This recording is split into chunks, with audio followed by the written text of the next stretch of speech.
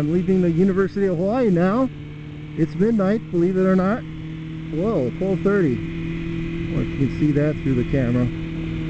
Okay. So I just left my friend's lab, James, and I told him about relocating. I talked it over with him. He's an expert in living in different places, I take it. You know, he's from China. He's lived in Japan, in the U.S. I think he's been all over. He's been to a whole bunch of places.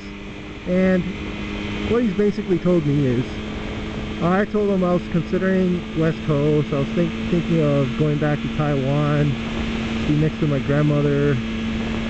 And he was telling me not to go to Taiwan because it's a dying country.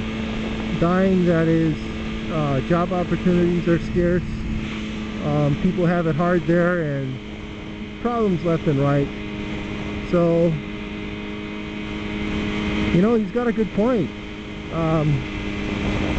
I'm not arguing with him about it, because there's been a lot of damning articles in the U.S. about Taiwan being such deal killers.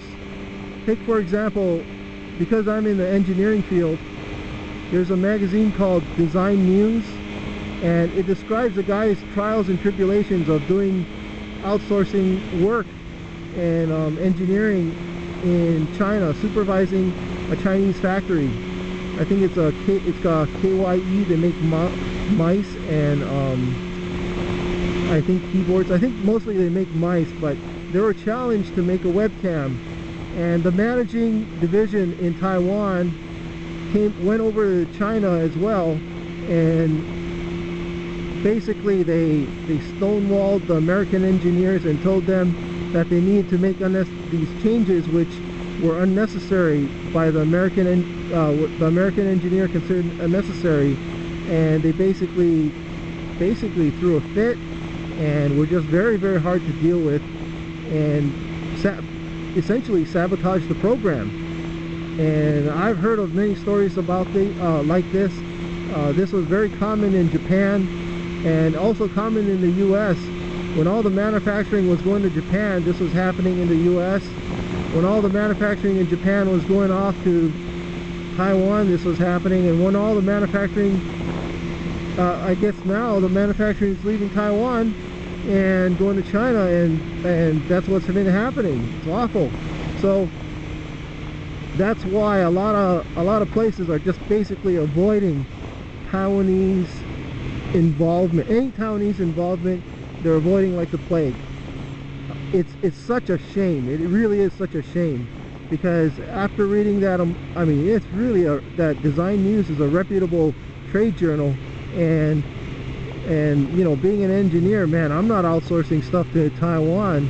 You know, it's such a shame. It really is such a shame. Taiwan's really trying to become like a Japan, where there's extreme, you know, there's ultra high tech, and they're trying to change that image, where I guess they were successful in changing that image of, you know, just a bunch of cheap disposable goods. But, you know, Taiwan's got this thing now where that greed is hurting them. It's not about quality control, it's about sabotage, and it's really bad. So what do? I really want to be with my grandmother. I'm not crazy about teaching English in Taiwan. I hear about all the bullshit that goes on in the bushy funds, which I call the bullshit funds, and it's not exactly what I want to do. In fact, it's really not what I want to do. I totally don't want to do it. Hell, what do?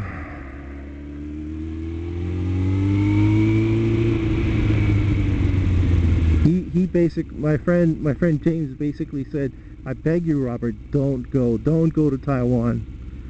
Well, okay, that's something to think about. Something to think about.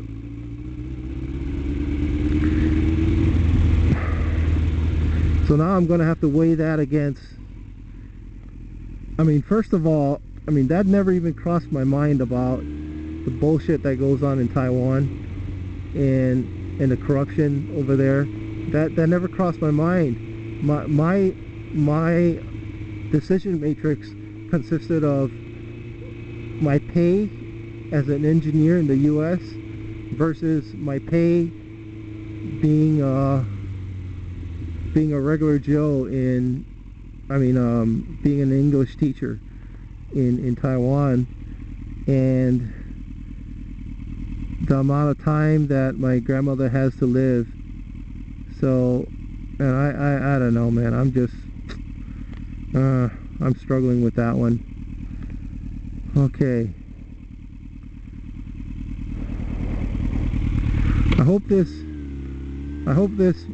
adjustment to my motorcycle light has made a big difference in my videos here, because in previous videos you wouldn't see anything just immediately in front of the motorcycle because the ground wasn't being illuminated.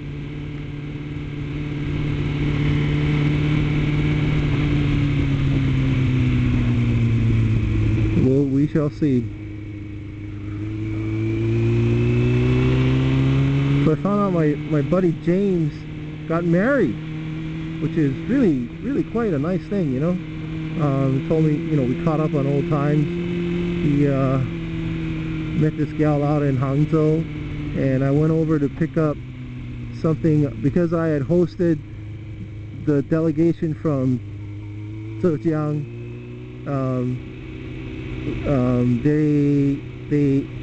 Some of my friends in Hangzhou gave one of my friends, the leader of the pack, bought a whole bunch of goodies for me. So I got this backpack of yummy tasties and whatever, you know, walnuts and interesting Hangzhou delights. Okay, there it is, 7-Eleven, my favorite place.